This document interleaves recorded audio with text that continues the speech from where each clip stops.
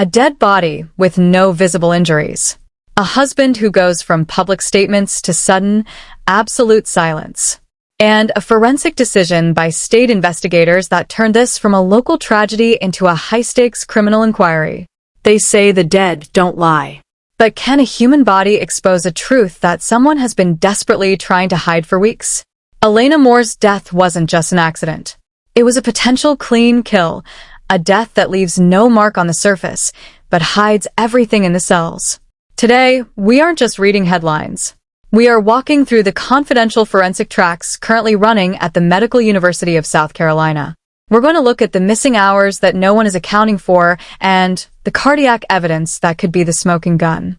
Do not skip this, because what you are about to hear isn't just theory. It's the forensic roadmap that will decide whether this case ends in closure or a massive, state-level prosecution. Elena Moore worked 3 jobs. A personal trainer, a pharmacy tech, a bartender. 3 jobs isn't a hobby. It's a life that's either desperate for money or desperate for an exit. When she told her friend, "I'm scared for my life," that wasn't a mental health crisis. That was a warning. Now look at the forensics. The labs at MUSC aren't just checking for drugs. They are running histology on her heart tissue. They're looking for contraction band necrosis, a microscopic signature that occurs when the heart is subjected to such a massive surge of stress hormones that the cells literally tear themselves apart. If they find that, it doesn't just mean her heart failed. It means her heart was forced to fail.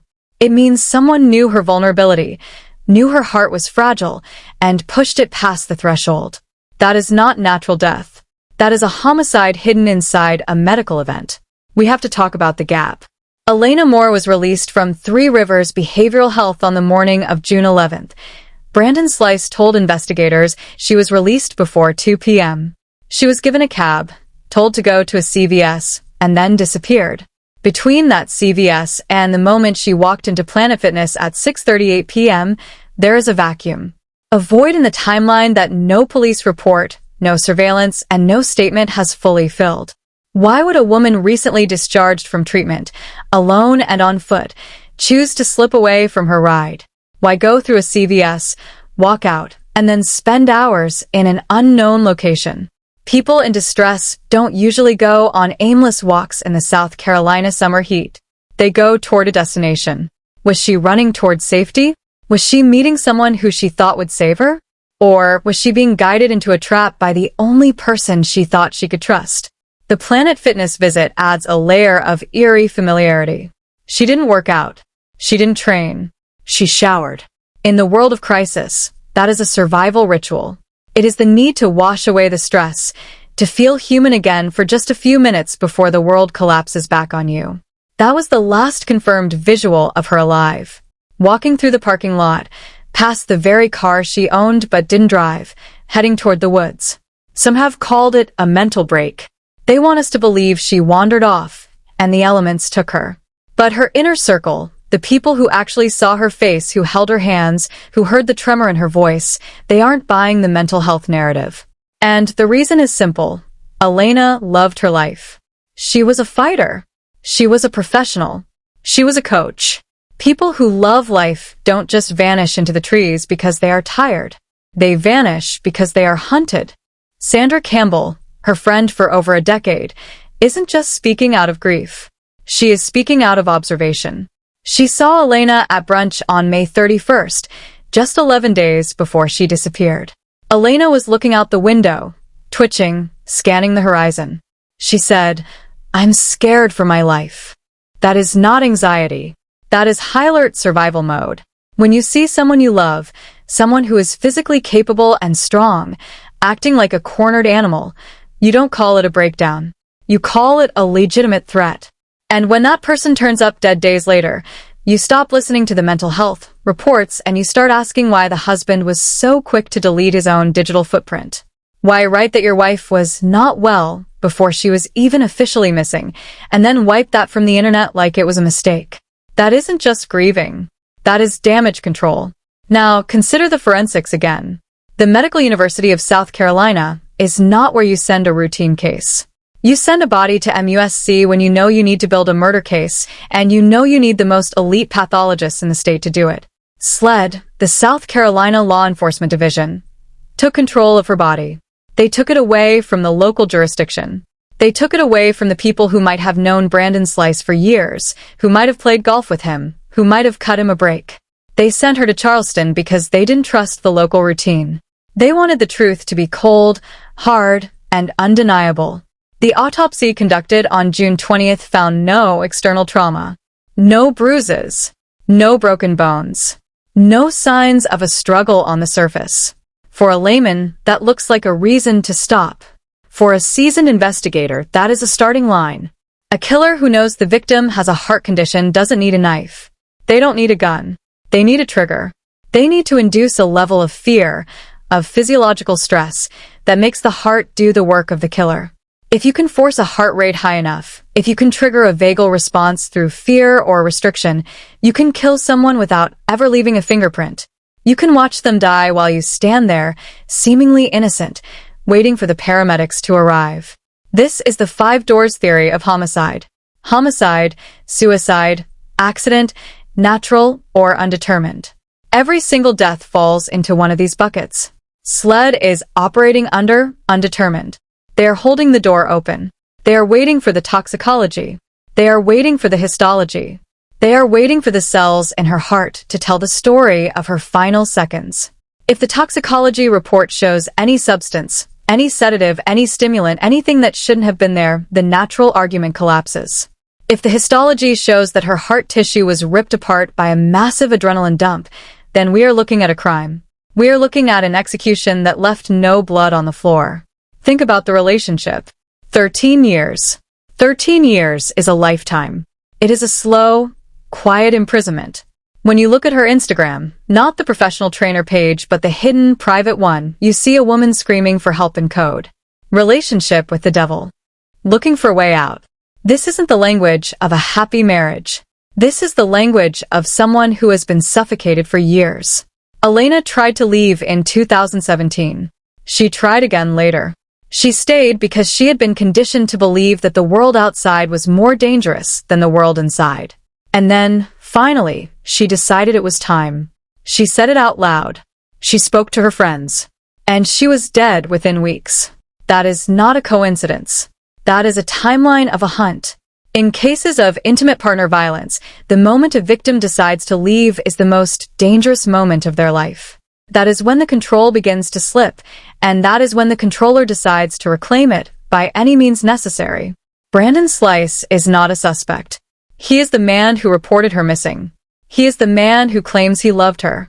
But the data doesn't care about his claims. The data cares about the timeline. And the timeline shows that as soon as the threat of her leaving became real, the situation escalated. What the forensic pathologists at MUSC are looking for is microscopic. They are staining tissue samples, looking for signs of chronic damage versus acute stress. Chronic damage tells them she was sick.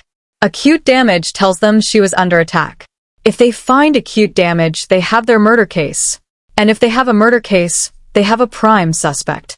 And we all know who that suspect is. The person who had the access, the person who had the knowledge, the person who had the motive to keep her from walking out that door. We are waiting for the results, expected between early August and early September. These next few weeks are going to be quiet. The police will stop giving statements. The media will go quiet because there is nothing new to report. But don't let that silence fool you. The work is happening in the lab. The cells are being analyzed. The blood is being tested. The reconstruction of her final hours is being built piece by piece. I want you to really think about what that means for this community. If Elena Moore was killed, and it was a clean kill, it means the system almost let it go. It means if she didn't have friends like Sandra Campbell, if she didn't have a private digital footprint, if she didn't have people willing to raise the alarm, this would have been closed as a tragic natural death. A woman with a pre-existing condition who died in the woods. Case closed. Heart failure. So sorry for your loss, Mr. Slice. But she did have those things. And because she did, the state is forced to look. And because the state is forced to look, the truth is beginning to leak out. We are now in the phase where the husband's silence is the loudest thing in the room. Why not talk? Why not go on every news channel and beg for justice? Why not help the police find the person who caused her death? If he is innocent, he should be the one leading the charge. Instead, he hides. He hides behind the advice of a lawyer. He hides behind the silence of a man who knows that every word he says is being recorded, analyzed, and cross-referenced with the forensic truth that is currently being written in a lab in Charleston. This is why you have to keep paying attention. The moment those results come out, the narrative will shift. If they say homicide, it will be an explosion. The warrants will be served. The phones will be seized. The truth will become a public record. And all of those mental health narratives, all of those excuses about her being confused or lost will evaporate. You'll see clearly what was happening all along. You will see the cage that she was trying to break out of, and you will see why it was so important that she never made it out. The Elena Moore case is more than a story about a woman who died. It is a story about the fragility of truth in a world that wants to give you the easy answer. The easy answer is she was sick. The easy answer is it was natural. The easy answer is no one is to blame. But the truth is rarely the easy answer. The truth is found in the microscopic, in the hidden, in the things that people try to throw away or delete or silence. Stay with me on this.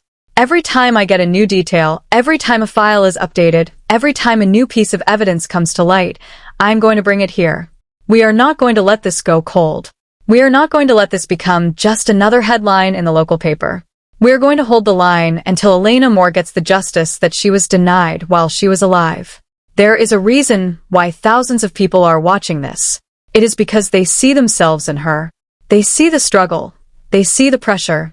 They see the silence.